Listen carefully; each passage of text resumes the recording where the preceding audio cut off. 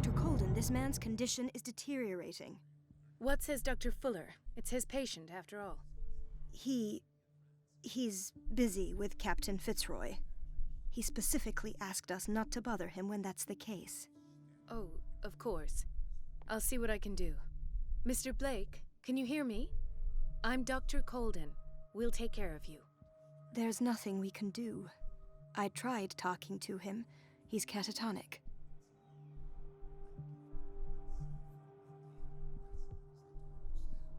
Very well. I'll examine him. His skin shows abnormal loss of color and seems dried out. He's totally dehydrated. His fingertips and toes seem to feature a slight ring under the skin, tender at the touch, slightly sticky. 30-year-old subject, severe hypothermia, erythematous papules around the eyes and eardrums, necrosed palpebral tissue. Lord, this smell. Severe malnutrition, swollen abdomen with traces of petechia. Doesn't seem like an edema. Slight protuberances seem to indicate the presence of a foreign body. So, Doctor, an opinion?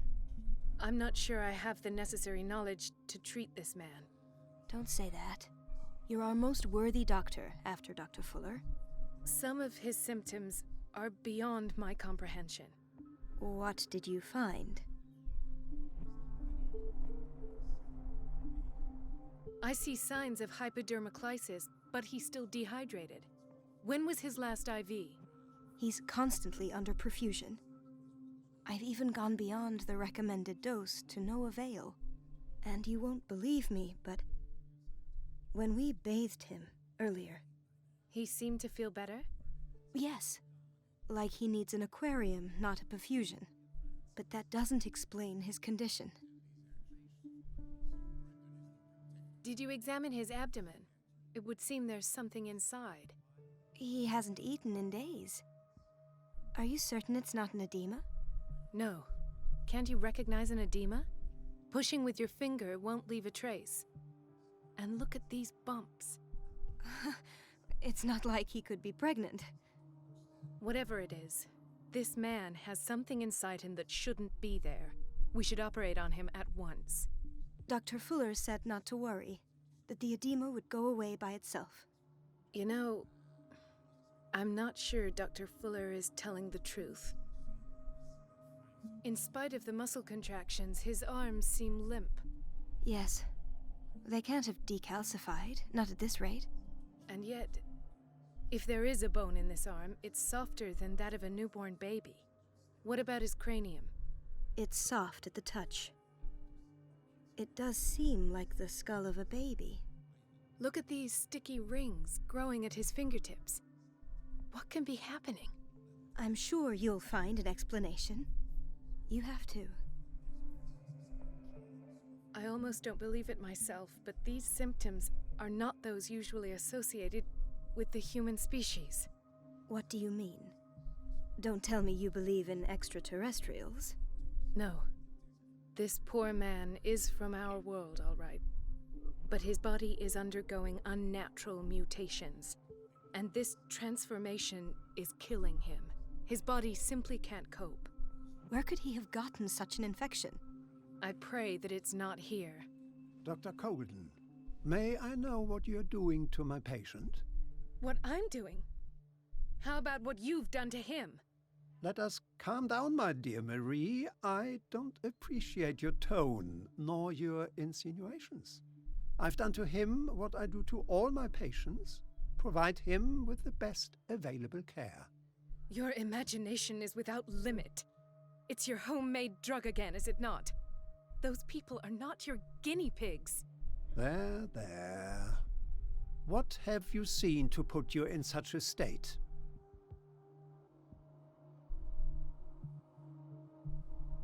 I've seen suction cups on his fingers, his falling body temperature, his dehydration. Had I only read the report, you know what I would have concluded, Doctor. Do I? Tell me anyway. I'm curious. He's no longer human. These are the attributes of an animal. Fascinating. An animal, you say? Could you be more precise? Cephalopod, perhaps? This amuses you. Your reaction does. I know your thirst for knowledge, Doctor. It's your innocent worries for this man that have you overreacting. For this man, and the others whose medical files you've been hiding. I have to protect my discovery. These people owe me their life, but the world isn't ready yet. It will be, in time. I will not let you do this. You disappoint me, Marie, but I still have hope you'll one day share my point of view. In the meantime, take care of your own patients and try not to forget who you're dealing with. Was that a threat? What did he mean? It was a warning. Dr. Fuller is this institution's founder and one of our profession's most influential voices. My word is of no weight against his. If I continue to protest, I will only ruin my reputation and career. It's scandalous. Can't we do anything? Is there no evidence of his crimes?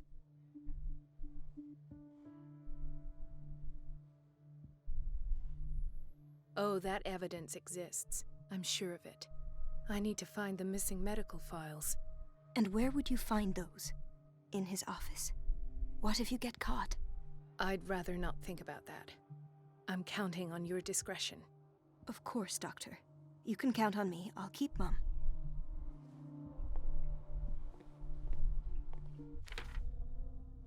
Time to get into his office. No, you're pulling my leg. I'm not joking. I saw the schedule. She's alone in the bathroom again. And she still says nothing to that old witch, Donovan. Oh, listen to the way you talk.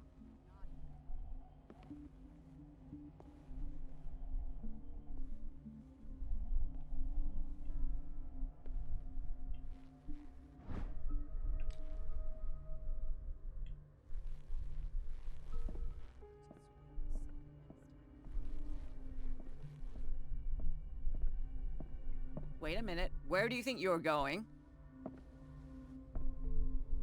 Dr. Colden. Mrs. Donovan. Nobody goes into Dr. Fuller's office. But rest assured, I'll tell him you came by. That won't be necessary. Thank you. I will tell him, nonetheless. Wait a minute. Where do you think you're going? Dr. Colden. Mrs. Donovan. No, but rest. Yeah.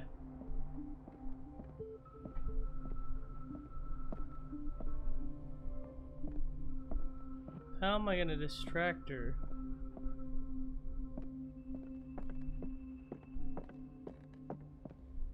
How will I distract her?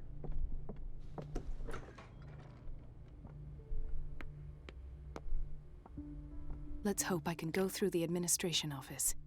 Yeah, I can, but I need a distraction.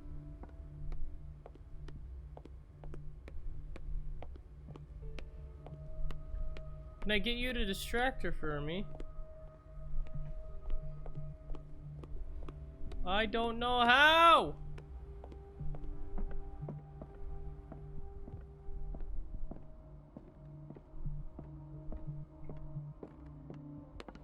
Distraction!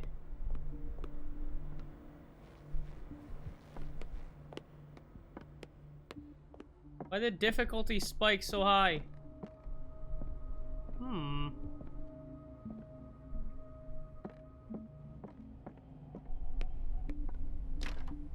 I don't have any business in the boiler room.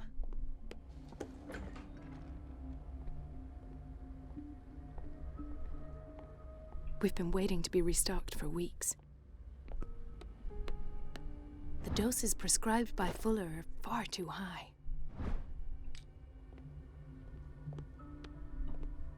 Maybe her? We're running out of this medicine. I know, Doctor. We sent the purchase order, though, but Mrs. Donovan refused it. Once again. Can't you do anything? Donovan takes her instructions directly from Dr. Fuller. I'm afraid I can do nothing about it for the moment. How do I distract her from that place? I do not know. Watch out for the water, Doctor. Gentlemen, may I help you? We're waiting on news regarding our mother, Maureen Harding.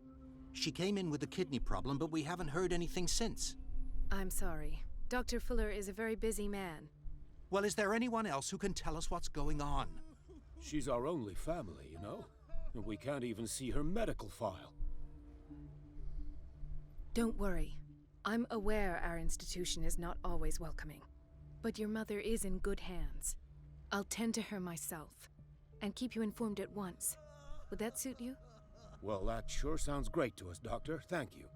But those are just words, so we're not budging. Very well. At least I'll know where to find you. Okay. Doctor, please. My chest. Oh. His perfusion of a semi-physiological solution doesn't seem to work. He's undergoing a ventricular fibrillation.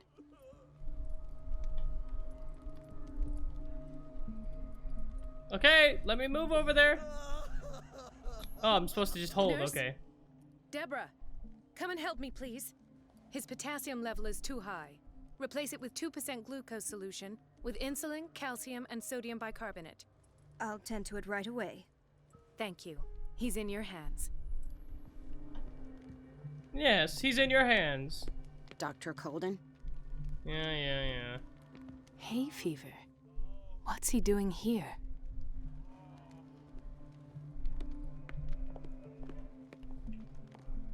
Ah, the whaling station. What's wrong with me? What are you talking about? Doctor, that you? Yes, it's Dr. Colden. Tell me what happened. It's the old whaling station. See? What did you see there? Nothing. Nothing at all. The floor was all rotten and I fell straight through. And that's how you broke your back. Perhaps. No idea. Passed out. He broke his back in an accident down by the docks. Why did nobody tell me about her admission?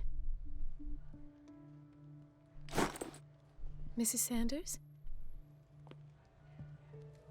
Okay, well, she's here. Ah, so there's Harding. She's still sleeping. Given her file, a nephrectomy would have been inevitable. But Fuller was able to save her kidney.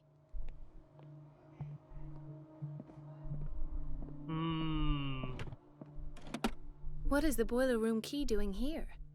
The key to the boiler room. Not where I expected to find it. Am I gonna have to remember this for later? I'll remember. Okay, let's take this in. Here, gotcha. Intoxication from breathing organic vapors. Another insomniac. I should find the cause for such a widespread trouble. Dr. Colden, here you are at last. This patient was again brought up to the psychiatric wing. We've been following the treatment you prescribed, but the dysgeusia persists and he's lost a great deal of weight. We haven't been able to move him. The stress makes him hyperallergic. Sir, I am going to examine you. Do you understand? Inject him with a dose of pentobarbital, intramuscular, so that I can conduct the clinical examination. His binds left bloody wounds. He bit his lips so much, they're still bleeding. White froth, evidently because of such drooling. So, doctor, what should we do with this patient?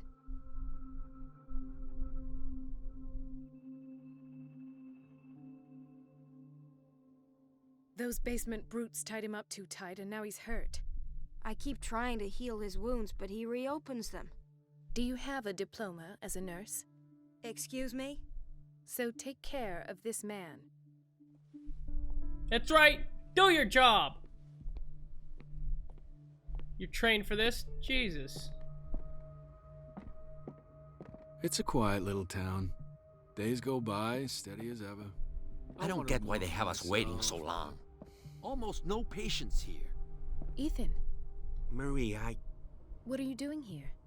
I'm waiting for my medication, of course. Why?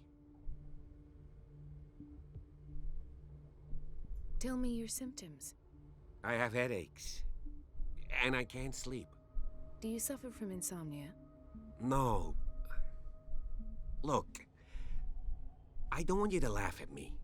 Ethan, if you don't trust me, then who? I have nightmares. They keep me awake every night. It seems stupid, I know, but they're terrible. Actually, you're not the only one. No. No one has ever seen the things I see. It's like I'm turning mad. So many people have this affliction. It's like an epidemic. Do you think it might be related to Fuller's work? I don't know yet, but I will figure all this out. Everyone in Darkwater is suffering from nightmares. Really? We don't have any medication left. Oh. There's no excuse then. I should let you work. Take care, Ethan. You too, Marie. Dr. Colden.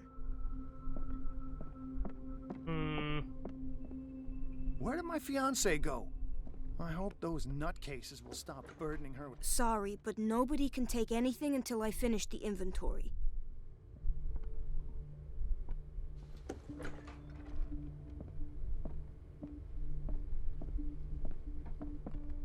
Dr. Colden, we need you at once in Dormitory B. What is the problem? Mr. Evans seems to be having trouble with his IV. I've done an exam. Deborah is looking after him. And the family of Mrs. Harding is asking to see her medical file. I'll never understand why it's so hard to see patients' files around here. Rules are rules. See, with Dr. Fuller, he's in charge. Anyhow, they're still waiting, and I don't think they'll leave until they get what they want. Understood. Anything else? As a matter of fact, yes. A man has been brought up from the basement. I saw him, yes. It's always the same thing.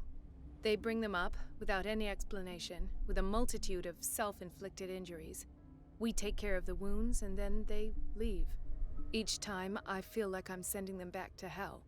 Their affliction is not our responsibility. You cannot save everybody, Doctor. In theory, this is where we hang the key to the boiler room. Dr. Fuller always keeps his key with him.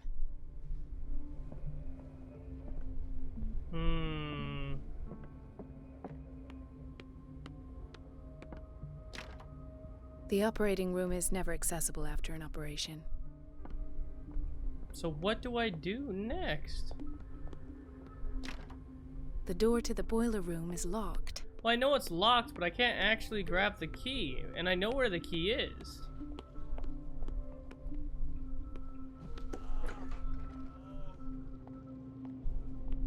Patients and hospital personnel eat the same food. Why do you make it sound so weird? Dr. Colden? Yes, yes. I gotta say, I'm not a fan of this part. The key to the boiler room. Not where I expected to find it. No, and I gotta find some way to distract her. I pretty much talked to everybody here. They need me to check out the mom. Maybe I could go talk to her. I think I checked everything. Let's try see. So, Doctor, have you been able to examine our mother? I've tended to her, and I have good news. Her blood analysis is reassuring. Her kidneys are as new. Are you talking about the same person? This is miraculous. She's still recovering, but you may speak to her upon her awakening. Oh, thank you so much, Doctor. We'll wait for her to wake up. We've been here since this morning, so it won't make a difference. Okay.